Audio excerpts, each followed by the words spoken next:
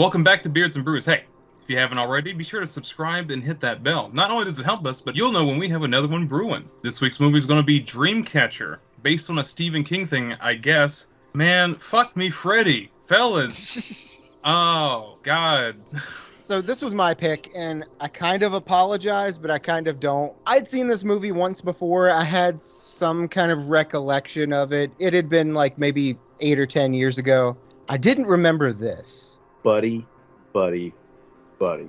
If we were ever going to say this fucking movie, this fucking movie. Yeah, man. Like, I remember seeing this maybe a decade ago.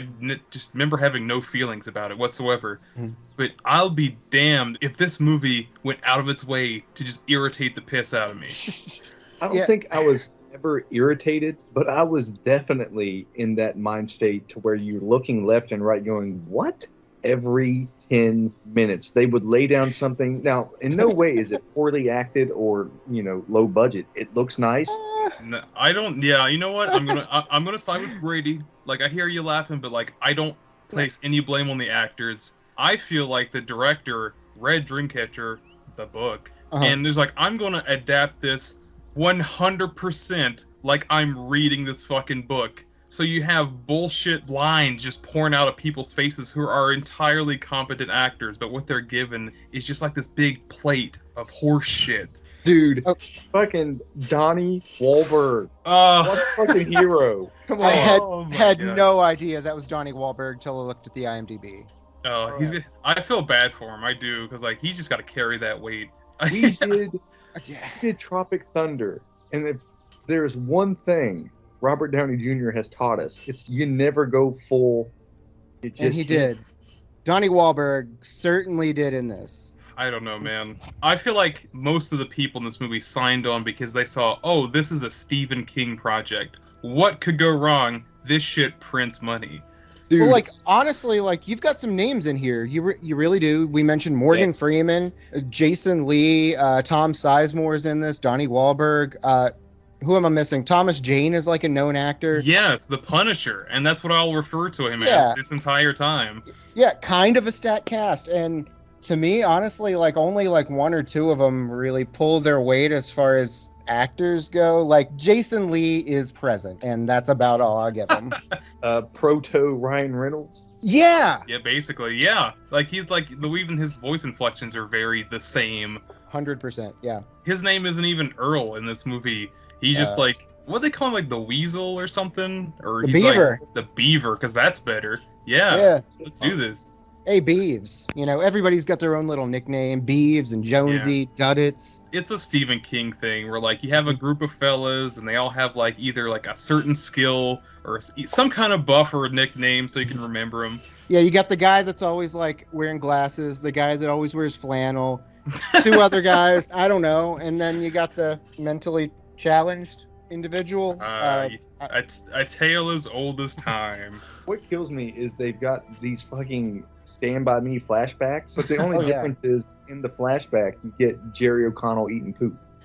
Oh, dude, man. Even the flashback's real bad because like everything is just so contrived, and then plus the kids are really shit too, unfortunately. So I'm just like, what is this?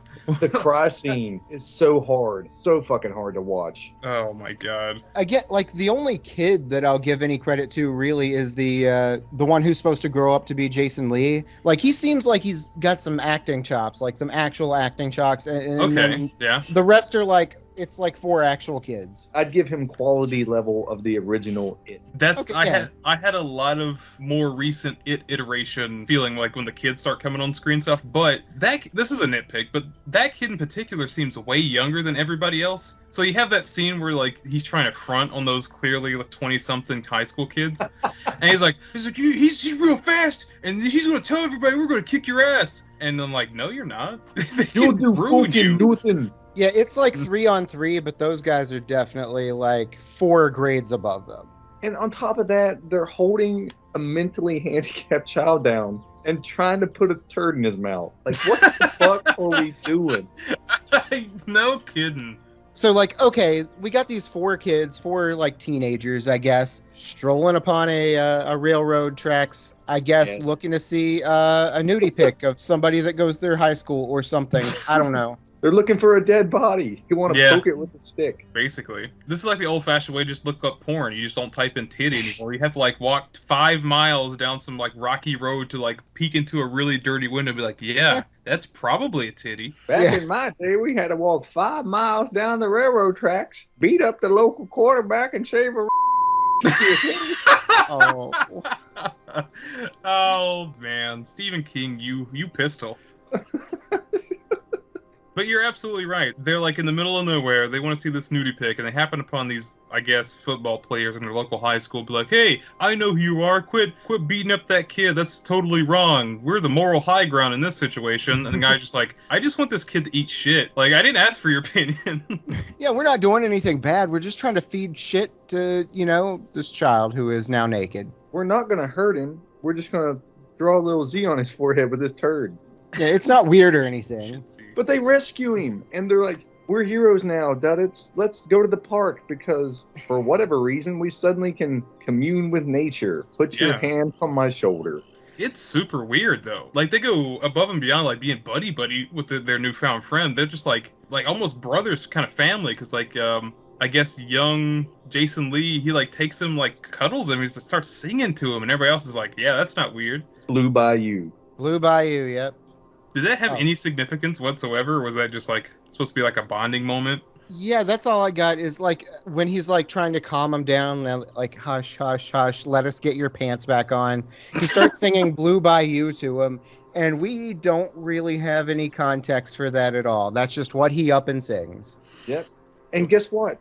For the lovely song, he grants them telepathy and the ability to make bathtub drain whirlpools in the midair. Yeah, Absolutely. and the ability to find keys in random potholes and maybe get a date with a blonde lady. AKA just be a weird ass. Like that dude was being so creepy. Excuse me, Timothy Oliphant was being real creepy about it. Yeah, to be fair, no. Like if I had that ability, 100% what I would do. No, Yeah. but he's not even playing it right. He's being Yes. creepy. If he has the ability, what are you here for? I need you to help me find my keys. Whoa, whoa, whoa, whoa, whoa, whoa, whoa, whoa, whoa. Mine quad. And then go over and grab the shit. He's like, here's your keys. I 100% agree, because like I was having that moment with the missus. I was like, why didn't he just be cool about it? Why didn't he say like, hey, did you like get out of your car in a hurry or something? Or mention something that's totally mundane. It's like, oh yeah, it's probably next to your car. Happens to me too. And she'd be like, oh thanks, let's have dinner. But no, he does like some fucking hand movement, almost like Crocodile Dundee. He takes it outside Yeah. this long ass story. He's like, oh yeah, let me reach in this puddle and look into your soul while I do it. Here's your keys, by the way, I love you. Yeah, Marry me there's now. there's also like, oh, I see that you didn't just, stop in here for a Gatorade. You also got a Mars bar. I love that pause, because that's the same thing that he was trying to like fill out. Like he wanted a reaction from her, but he was like, yeah, that's weird. What? How'd you know that? Because your mouth still smells like Mars bar. What? Oh, it's in your teeth. You ate it wrapper whole. Even better. She's out there like chipmunking it. Oh, yeah. I mean, he'd be into that. No, wait. That's not Jason Lee Albert. would be into that. Yeah, Jason. Albert. But no, Brady, I heard you mention the word bad dialogue, which is exactly what I have written down in this section of Yeah. my notes. But unfortunately, that just pretty much encapsulates the whole movie. There's so much bad dialogue in this movie, guys. I don't think there's any good dialogue that's like unintentionally entertaining, to be honest. Excuse me? What about this, Jim? And I quote, I Duddits. You can't just like pull out the winner right there. I don't know. What about hello, Mr. Gay? Hello, Oh yeah, okay. Mr. Gay. Just fucking. Listen, this movie put everybody in a weird spot, because like we're just meant to believe they all have like superpowers or whatever, either if it's like Mhm. mind reading, seeing the future, what have you. They all have this like moment where they're all just like, wait a minute, I kind of sense something. What's going on? Nobody knows. And they all call each other with these like really weird foreboding calls, and they're just like, hey man, you can read my mind, right? Yeah. What's wrong? Nothing, totally. Don't read my mind or nothing. See you later. Yeah, it's like, hey, be careful. Be careful about what? I wish I knew. I'll see you later. Yeah, like even in context of the movie, I'm just like, dude, he can read your mind. He knows. Like you know, there's nothing to hide. Well, I just thought it was more of like I'm getting an intuition about something, but I don't know like exactly what. But you know, just know like I don't know, something's fucky, man. What? That's so random because like it could just be like a bit from like Bubba Hotep is like, what is it? Oh, I got a growth on my pecker, and they just hangs up on him. I mean, that works here because the enemy, the monster, is just a pecker with teeth. Yeah, basically. Pecker with teeth. Thank you, Stephen King. Yeah, this does take place in Maine, by the way, if that wasn't obvious enough by saying that this was a Stephen King-based film. And, like, most of it's in the middle of fucking nowhere, Maine, right? Like, middle of the woods during a snowstorm. I'm just trying to think of, like, what else is in Maine? Augusta? Duddits. Moose, evidently. Yes, meese. They are there. Mises. Know what else is there? Ghost Duddits, beckoning for Jonesy to come give him a hug, even though he's looking like little Jason Voorhees. Dude, this whole thing doesn't make any sense, right? So, like, when they had that phone call, the Weasel. Beaver. No, I'm the ginger fella. Jonesy. Jonesy, that's right. He's named after the fucking cat from Aliens. Oh, he's a ginger too. Yeah, see? I get it. So after all that phone nonsense, like, Jonesy just walks into fucking traffic and gets meet Joe Black, like, immediately. And it's like, and I'm like, okay, so, like, maybe he killed himself because what's about to happen is, like, you know, prophetic, so on and so forth. Nah, 6 months later, they just go to a cabin, reminisce about the good old days. Yeah, like, why even get hit by the goddamn car? Exactly. Why? It's never brought up again. He doesn't have any kind of, like, sustained injury that he doesn't limp or anything, you know? It is. The reason that Mr. Gray couldn't, and this is a spoiler, so whatever. The reason Mr. Gray couldn't completely like infect Jonesy's brain is because he died and came back. He died during that, and then like he was revitalized, got completely healed. Yeah, he says that. That's wanted canon. to pan to like Julius Caesar holding a sideways thumb, the crowd cheering, and then he just thumbs down. Yeah. I think that's explained during like one of the later bits whenever Flannel Guy is talking to Black Ops guy or whatever you want to call him. Just military dude. But if we haven't mentioned, there's sort of like a military side quest kind of thing with this that honestly, like the military portion of this movie does not matter at all. It's really just here for Morgan Freeman to say some wild shit and have his name somewhere near the top of this movie cast. 100%. Because like, I think that's actually supposed to act as the twist, to be honest, because it goes from like horror-esque movie, like, oh, okay, something magical's happening, something's eerie. Oh, no, it's just Morgan Freeman pissing around in a helicopter. Going, I'm getting too old for this shit. Yeah. He says that line in this movie. He says that actual line. And you're just like, I get that reference. Yeah, there's a lot of references here. Like you were talking about aliens. They talk about like the name of the quote fungus or mold or whatever it is. They call it Ripley. Yeah, it's too on the nose because like after a while I totally thought like maybe the military guys are just like, man, things are getting real bad out there. Yeah, there's gonna be some big trouble in Little China. Looks in the camera. Oh shit, we're in the pocket, 5x5. Whenever they squish the final little dick bug, and he's like, stomp, and then it pans up to him, and he goes, game over, man. Beautiful. But yeah, timeline of events, as we've, we did the stuff with Duddits earlier.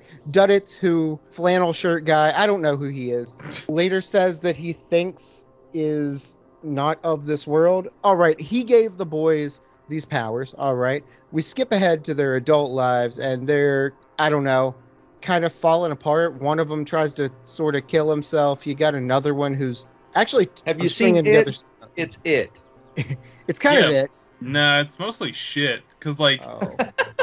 Because everything, including the car wreck and everything leading up into the cabin scene, is just all hot garbage. And I just don't know how to explain it other than just, like, being a total dick about it. Because, like, dialogue is not an opinion. It's like this thing that ties the viewer to the movie and to try to like get a little bit out of each character so they can kind of empathize. There is no fucking way a real person wrote anything that came out of their mouths when they were around the table. Like they try to do that thing where like, oh, boys will be boys, they're just fellas hanging out shitting on each other, but like everything they say is what the guy that you pick on in your group says. They're all that guy. Hey man, I got blowies last night. Ugh, no you didn't, you lying fuck. Yeah, it's bad, guys. Oh my goodness. So the boys are out here hunting the hunters or some stupid shit because guess what? They're in a fucking cabin now and no one cares. No one fucking cares. This movie is literally Stephen King was sitting down reading it, watching aliens in the background, got cocaine fueled, wrote a combo movie and was like, yup, but it's a nope. That is the nail on the head. I had actually written down, just as a note reference, this entire thing was written by a man on a coke bender after watching Aliens and The Thing on a double feature. That's pretty much spot on, yeah. Like, I agree with that 100%. I can't confirm that. I know Stephen King has talked about his cocaine use in the past. I don't know what he actually officially has agreed that he has written while in those sorts of mind states, but this one, I feel like it checks out. And I just also have the feeling like he's just laughing all the way to the bank. He knows it's horse shit. He knows that they made this movie because his name's going to be on it. He's like, whatever. The check's going to fall in my hand. Do the fuck what you want. I don't care. He's like, you know, it'd be really cool in the soundtrack. Take that show R.L. Stein made called Goosebumps and use that intro music. That boo boo boo boo boo. Oh yeah, that's a fucking jam though. Like that music that they have going on is one, really out of place, and two, kind of dope. It's kind of like the music you get in the GoldenEye 007 pause screen or whatever. It's just like somebody put way too much effort into that in particular. Like, why is this on the pause screen? Yeah, it's like they're showing the movie is giving this mildly attractive woman a boob job and a low cut top. You go, ooh, eh. Ooh. But now there's this disease, like you said, called Ripley, and it's spreading to people, and it gives them tummy aches. They get a rash, and then instead of an alien bursting from their chest, guess what? It could come out many places. Like, okay, what happens is Jonesy. Listen. Jonesy's just out hunting, and he sees what he thinks is going to be a deer. Turns out it's a whole ass dude, you know? So he's like, yeah, he's like, hey, man, what's up? What's going on? And he's like, I've been lost out here for, since yesterday. Please save me. Be very, very quiet. I'm hunting rabbits. Whoa. Oh no, dude, it's fun. 100%. Like, I totally get it, but like, this scene is so fucking constipated. I can't. Fuck it. It was so. Okay, so the guy shows up. He's clearly in need, but there are some immediate red flags just in his overall disposition, right? Like, he's a little fucked up. He's not just like freezing or nothing. He looks gone. He looks like he's about to burst for whatever reason. Yeah, he's got a big, like, stomach bulge. Not just that he's fat, he has a bulge coming from his stomach. And he's got, like, this red rash up on his face, too. Yeah. And also, man, he is farty. This is the movie's way to diffuse the situation. Like, oh, man, he clearly looks awful, and you're expecting something bad. But wait a minute. Hilarious! Oh, man, we're such good screenwriters. Wow. Yes. Fucking flesh-eating diarrhea super easily. Barely an inconvenience. What's also weird about that is, like, it's juxtaposed with these two other fellas who are grown men, but they have the vocabulary of their same 9-year-old selves. They're like, gee whiz, man, come in, we'll fix you right up. Don't worry about it. You can fucking shit on our couch. We don't care. Get you some maple syrup. Plug up your butthole, eh? Yeah, and they fucking take care of this guy, which is actually kind of nice. In hindsight, but then they like scurry off to the next room like, he's farty and he stink real bad. Isn't that wacky? He called the shit poop. He called the shit poop. Yeah, that's pretty much where we are. Except this is a horror movie. I think. I kind of wish the boys had the curiosity of Billy Madison, because like never once were they just like, it's too damn cold for a gentleman to be out here. You know? Yeah, they knew the penguin was the bad guy. Come on. But like, as my mind was still trying to like register just how awful and stupid this whole thing was, the movie actually kicks off. Like, Yeah. right there, like we're like a third of the way through, and the movie's just like, listen, we have like 90 minutes of Morgan Freeman rambling about bullshit. We gotta squeeze in the plot right now. I was actually pretty happy anytime Morgan Freeman was on the screen because I knew that it meant that I didn't have to take any notes in that scene. Dude, Just- you're not wrong.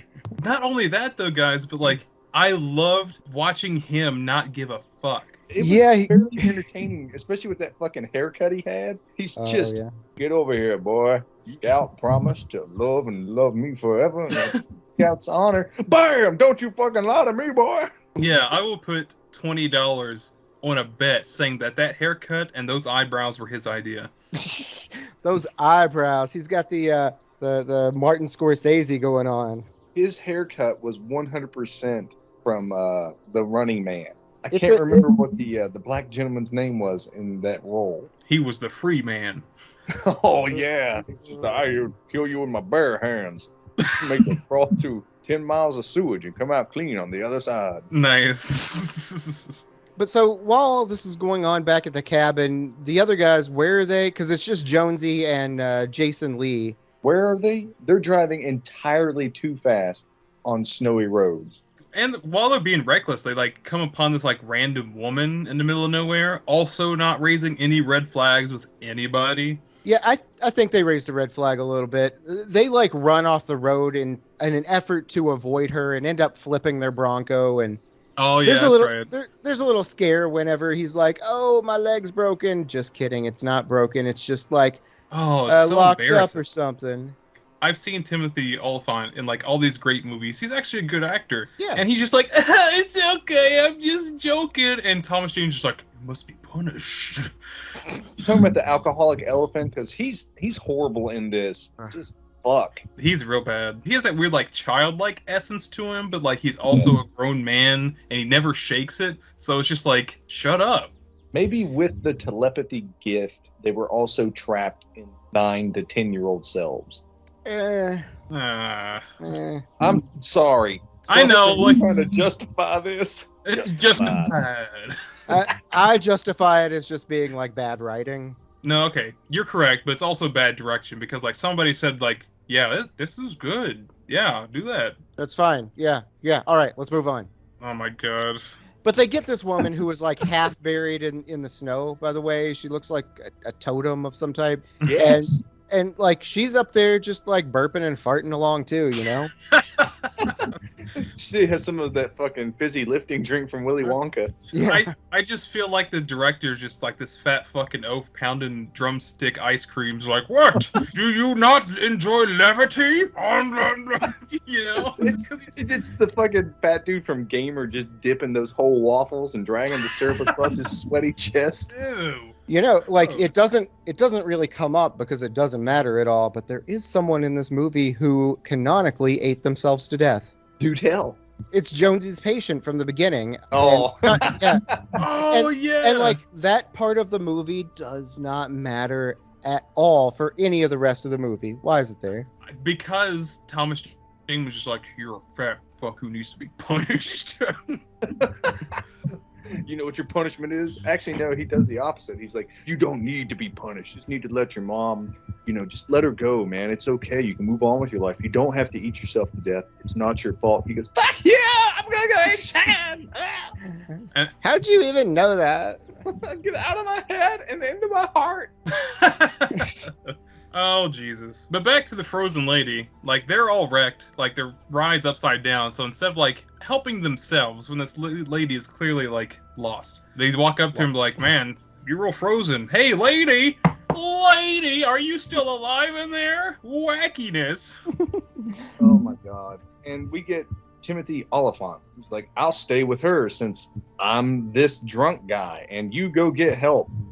10 seconds later, there's a fucking worm snow trimmer crawling out of her butt, and he's like, I drink beer. And here comes a dick reference. Boom, lamprey on the dick, crotch in the fire, punch, punch, punch. Oh, thank God, my junk is still there. There's no fucking way. It showed it earlier. Swipe off Jonesy's whole hand in what was Everybody's a literal Jonesy. Yeah, like one of them's Jonesy. Fuck it. like the only one that like I remember who Jason Lee is. I remember who Jonesy is. There's Timothy Oliphant, and then there's the other guy who I guess I just Punisher. call him. I've never seen any of those movies. I don't know. He's one of the vegan police in Scott Pilgrim. Oh, okay, that's a reference I get through this movie. I just call him like the flannel guy because he's always wearing flannel. Milk and eggs, bitch. Dude, it's that line is better than this whole movie. It is. So he comes back to Timothy Oliphant, and old lady is laying there like she's probably dead. Realistically, like if this is real life, she's dead. But he's like, "Oh, you're taking a nap. That's good. You know, rest up." Meanwhile, there's a giant fucking hole coming out of her rectum. Yeah, like it's super noticeable that her ass got blowed out, and they're just like, "Lady, you okay?" I had cabbage. There's like a bloody trail coming out too, like slithering away and into the snow, and just nobody notices that. It's fine. So all the while, as this lady gets her ass blowed out, and there's like alien inside, there's like an alien where the boys are now. The fucking farty dude, he starts being farty, but this time he has like some dick monster creeping out of him or whatever. He winds up in the fella's bathroom and just like, "You gotta go in there and see if he's okay." And no, you don't. Yeah, for real. Like, okay, you see, all right, there's this trail of blood now. You don't really notice what's going on, but there's a trail of blood going from the bedroom that he was in to the bathroom. And, he says he's doing okay. Maybe just believe him.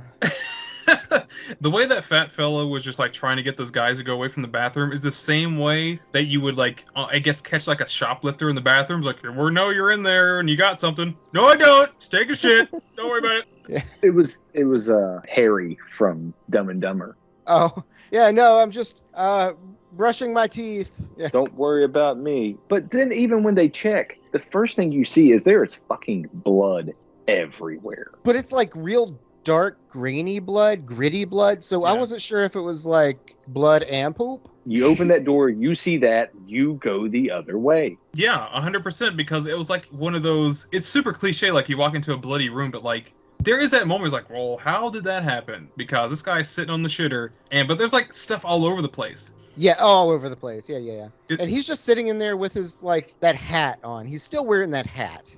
That's what you give characters without personality. He just has a gimmick. Fair. Yes. I'm Hat Man, just like later on, English Alien. Oh no. This is one of those scenes, by the way, that you could really tell that Jason Lee is just super fucking phoning it in. This should be like a really intense scene, and he is just not there at all. Because it's stupid. Not even just like, oh, okay, he could have handled that better. No, like legitimately deprived of any kind of thought process. Because like, I guess the movie tries to hit home like he has a thing, another gimmick, if you will. Like he always has to have a stupid ass toothpick in his mouth so he can fidget with it. That's his thing, just to fidget with something. Yeah, this is fucking dumb too. And like he spills his shit while he's on the can holding the monster in the toilet. By the way, he's on the toilet now. Yeah. And he's like, "Oh my god, it's just out of arm's reach. What am I gonna do? Can I jiggle my leg, fiddle my thumbs? No, Jonesy's gonna go get something, and if I move, I'll die." This is a bathroom floor that he has just dropped his toothpicks on. Not just that. If that wasn't bad enough, being a bathroom floor, it's covered in like blood and feces, and it's like blood dust almost. Like, and that'll come back a little bit, but I don't. It's gross. It's fucking gross though. Blood dust. Yeah. Remember that name? But goodness, I didn't even feel bad for him because like he's literally as a character choosing life or that toothpick, and he picked the stick. I'm just like, whatever, dude, fuck it. I don't care. Yeah, and he gets it up pretty quick, and Jonesy comes back saying, "I'll rescue you. Here I am." And boom, we get Mr. Gway, and for fuck's sake, it explodes into chili powder. Yeah, it looked like some fucking Wizard's Nebula or some shit. Well, speaking of a Wizard Nebula, what I've got here today is from Modern Times Brewing Company out of San Diego. This is Wizard Nebula. This is a hazy India Pale Ale, looking at 7.5% alcohol by volume. It's supposed to be one of those New England style IPAs, I guess. Smells like it. It's got a good, well-balanced flavor to it. There is a lot of that, the pineapple, mango, citrus fruit, kind of traditional New England style IPA flavors. It's a really solid one, though. Yeah, not a whole lot of really aggressive hop flavors, but you know that they're there. Overall, yeah, this is a really solid beer.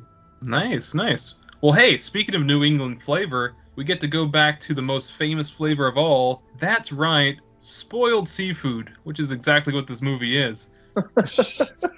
Where are Yeah. you going with this one? I just fucking hate this movie. So Jonesy's standing there getting all fucking bent out of shape, and like all this rust is floating around him for whatever reason.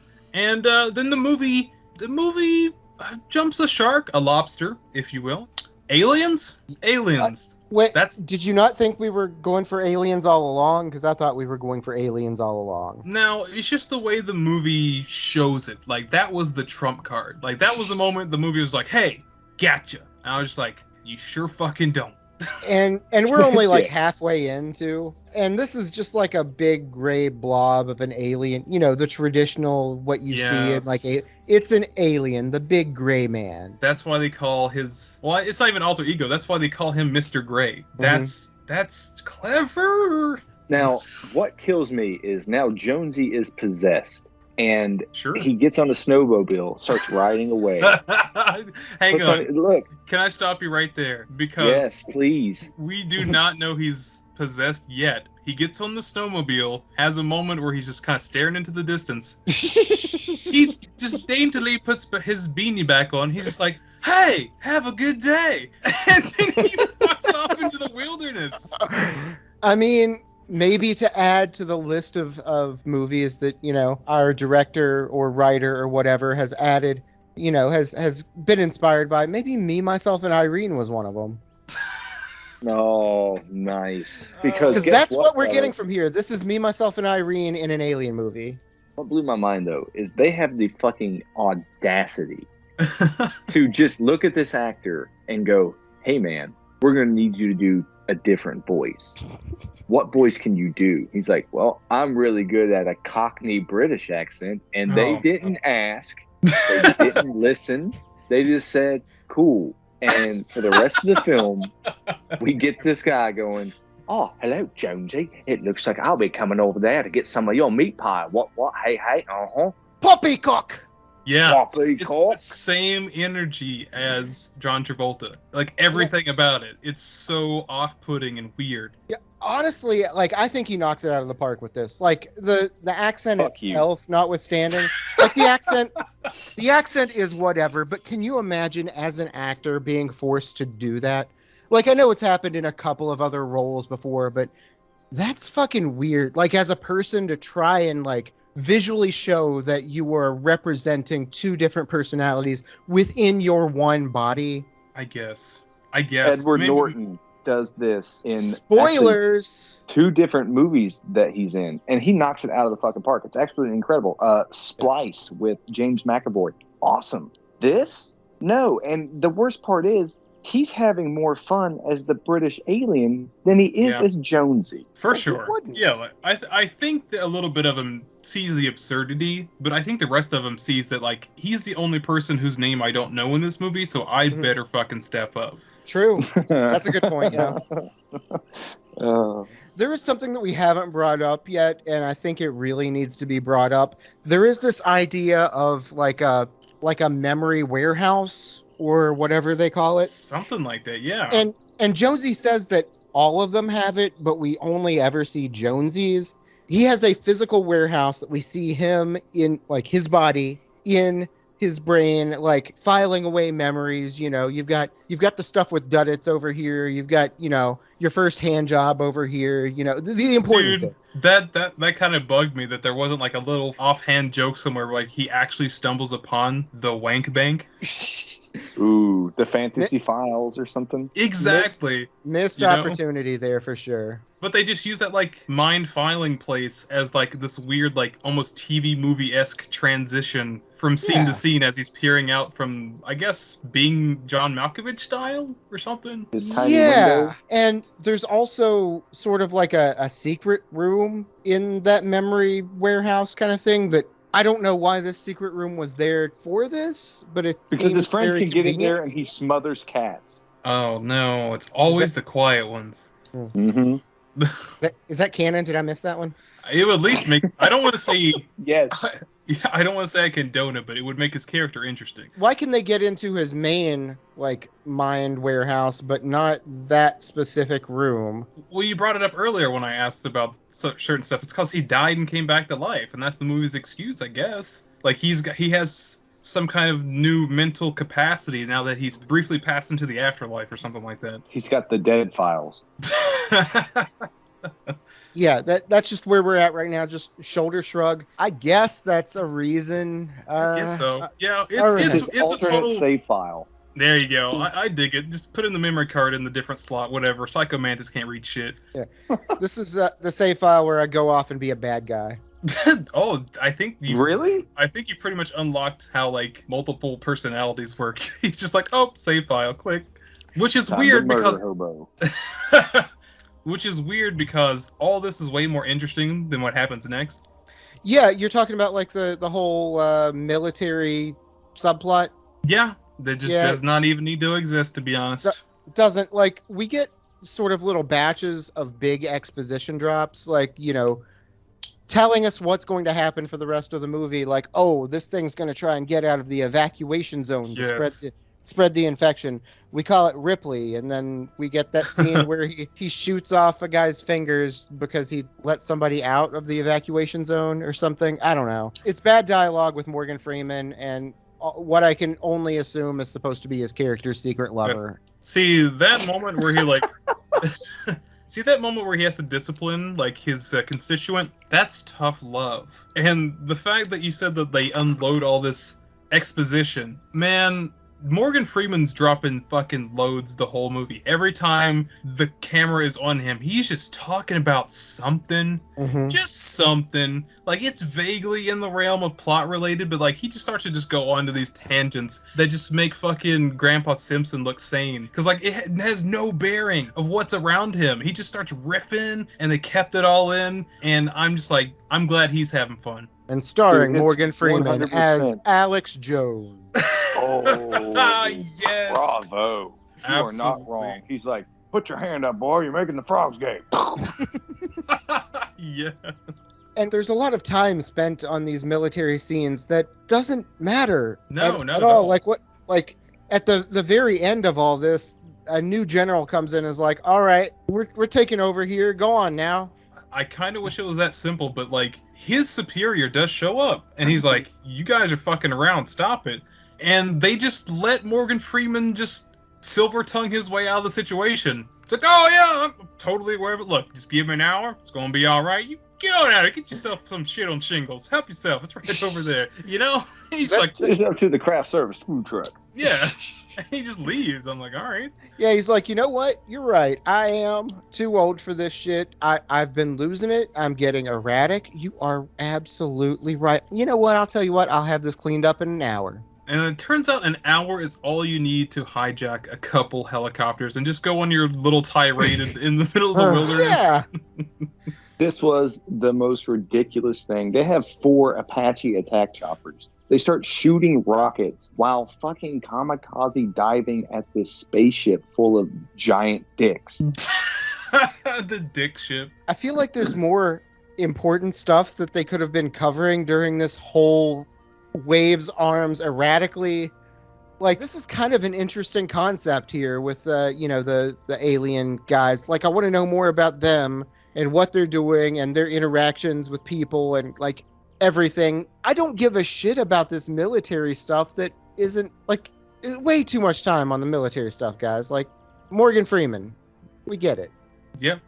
I mean, this whole thing is just so like Morgan Freeman's, I guess, second in command could just be kind of fleshed out. So when he runs into the Punisher, there's like that moment where he's like, military guy, get out of here. And he's like, wait a minute, I can read your mind. And the guy's like, oh shit, you're cool as hell. Come with me. You know my wife's name somehow. I must listen to you. Merther, where'd you Yes. see Merther? But he's literally like, hey man, I'm a psychic and your dad's cool. And Tom Sizemore's all like, fuck me, Freddy. Let's get you out of there. So trash. That fucking line, like, No. That's exactly the reason why I think this movie was verbatim put together from the book, because there's no goddamn way that would. This is all first draft. There's no way it would make it on screen after some revisions. That's embarrassing to say. I should just start adapting screenplays because whatever I do couldn't be much worse than this. No, I mean, no. Yeah. Because what comes next is even more ridiculousness. And they go, hey, let's go grab Duddits, guy I've never met in my life. Make sure you keep playing with that gun, guy that I've never met in my life. Let's go pick up my mentally handicapped buddy that we've abandoned for years and spoke about like he was dead already the entire film. Yeah. Let's go pick him up. Yeah, it's another one of those moments where the movie thought that was a show-stopping thing. When the revelation comes to pass, you're just like, nah, this is all just dumb. Yeah. Why, though? Like, he's supposed to be such an important part of your life. He is the reason that you are the way that you are. Like, you know, you go up to this cabin in his honor, you know, you got the Dreamcatcher there and everything, which we haven't talked about it. The name of the fucking movie is Dreamcatcher. The reason that it's called that is because, I don't know, Duddits is their dream catcher. It's because Starship Troopers was taken. No, I don't know, man. Well, seeing how, like, Duddits' grandma was extremely just very happy to know that she's sending him off to his death. Maybe he just wasn't that fun to be around. Yeah, no kid. Duddits at this point in his life has leukemia. He's been suffering with leukemia for a while, and his mom or grandma or whatever is like, "Yeah, it's good to see you guys. Maybe if he's with you, he'll be happy about dying." And he goes, I done it. Starts a slobbery, runny nose and these dark circles around his eyes. And he's wearing these oversized snow boots and some fucking red jumper pants with a Scooby-Doo toy in a lunchbox. Yes. This is the hero of the fucking movie, bro. But now we got an alien that's British riding around on a snowmobile eating the other Dreamcatcher guys because he said, bite me. Who fucking cares? And now he's got some great grand plan that he's going to poop an egg into the water system like some Batman villain. That's correct. Now, just hold that in your mind for a moment. His entire plan was just to poison the watering hole. Fine. Whatever. There's a snake in his boot. What are you going to do? I knew it was fucking coming. But the thing is, all the time he spent zooming around on his fucking Yamaha snow thing, he could have just went there. He could have just already done it. Why did he have to fuck around with everybody else? To find out. Oh, damn. nice. But no, yeah, like, there is sort of like this internal mental battle between Jonesy and Mr. Gray, who was inside Jonesy's brain, because he's like, he's like, come on, which way is I-95? I've got to get to Boston, this kind of thing. And Jonesy's like, I bet you, you wish you knew. Maybe you'll find out in my brain. And he's like, oh, I bet I will. I'll also find out who taught you all those neat tricks. Ooh, I know Kung Fu. Yeah. God damn it. But it's like a real shit version. Yeah. Yeah, dude. And now someone else decides to fuck around and find out, and you have Tom Sizemore shooting an MP5 at Morgan Freeman in a helicopter with a minigun as they have this big dramatic showdown that the villain can't hear until Tom Sizemore shoots with a pistol the helicopter out of the sky. It explodes. I don't get it. Yeah, it was such like a fucking Mary Sue moment, because like both of them throw all this lead at each other in the middle of nowhere, missing like crazy. I think he gets hit like once, whoop-de-doo. And then he just pulls out his service pistol, and like you said, not only does he kill Morgan Freeman, but like that pistol tears off the rear rotor of the helicopter. And like Morgan Freeman has the honor of having the line of just being like, you son of a bitch. Just like that delivery and everything. It's so bad. And like they couldn't even fucking film a helicopter crash. So they just filmed it zooming quickly to the left, and then some trees are on fire. Oh man, did you like how they also did the hard cut of Tom Sizemore being alive, watching the crash, then everyone walking up to his dead corpse?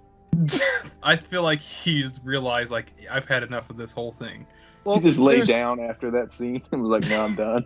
Yeah. There's this thing that they keep doing a lot where it's like Jonesy inside the cabin, looking out the cabin window into what's going on wherever it may be. Like he's just like this viewer out there who's watching and is just like, oh no, I can't. I hope we can wrap this up and come together and beat this thing. Oh no, he got another one, and he's just like looking out cabin window, even though he's not inside the cabin in real life. Guys, what the fuck is going on?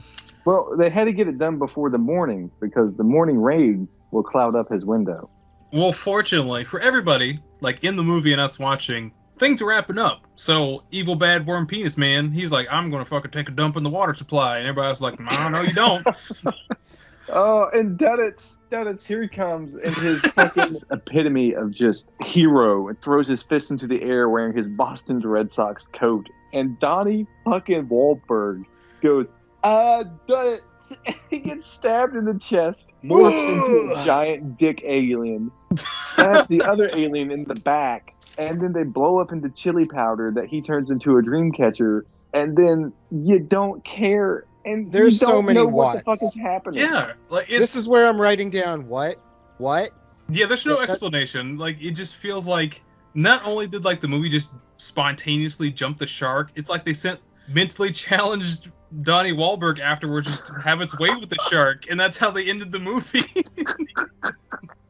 I mean, Oh, they saved the day. Huzzah! And it cuts to hard credits. did we even talk about this dog that I guess It doesn't matter. Yeah, It it doesn't honestly matter doesn't now. matter. Though I've had a blast talking about it, Chandler. Like final thoughts wise, I've had a blast talking about it. This has got to be one of the most god awful movies I've fucking seen. I wouldn't say it's so bad it's good or anything like that. No. There's no fucking way. But boy, oh boy, if you like to tear a movie apart and you know someone else who's seen this, have at it, bud. I'm totally glad you said something like that, because this is 100% the kind of movie you're like, hey man, you want to come over just watch a flick? And they're like, yeah. And you're like, oh man, I got one for you. And you spend the entire runtime not even looking at the TV, just watching them watch it, just so they can see all those intricate reactions that they have, because that's all this movie is. Like, this is just a testament to poor filmmaking. I had a fucking shit time watching this movie. I think I hate it. Everything about this movie is annoying. Like, I can't believe this much money and effort was put into something that turned out so fucking god awful. Like, I honestly just, there's such a huge gap in the disconnect with like product and production. I'm just like, nobody said anything? Like, they thought this was a sure thing. What? I honestly just don't understand. And Chandler, I know it's your pick. This isn't anything against you, but this movie totally killed my buzz. Oh, I have more questions than I have statements, honestly. Like, there's a lot about this world and about this movie that I want to know more about. But there's also, like, we didn't even touch on how bad the CGI was when we're talking about, like, the aliens and the little Yeah. lampreys and whatnot. It's pretty bad, even for 2003 standards, and especially for this budget. Like, this was supposed to be a big budget film. You got Morgan fucking Freeman. You got Donnie Wahlberg, I guess. Jason Lee. You got him for a minute. Timothy Oliphant. You got some names in here. What the fuck happened, guys? This was written originally by Stephen King, who I know to be a great writer. He's had some duds though, but I mean that's not the point. That it's. Damn it. What the fuck, guys? All of you. You should be doing better than this. On that note, that was Duddits the movie. If you have any strong feelings about the picture of the show, hey, leave in the comment section below. Please be sure to hit the like and subscribe buttons. Tap that little bell icon too, so you don't miss what we've got brewing up next. Oh, fucking Snow Duddits and the Four Dwarves. Get out there, follow us on social media we got Spotify, YouTube, Reddit, we got Instagram, we got a Facebook. If you're not listening to us at this point, you need to, okay? If you don't, I'll fucking stab you with my tail and yell Duddits. Well, fuck me, Freddy. This is not getting monetized.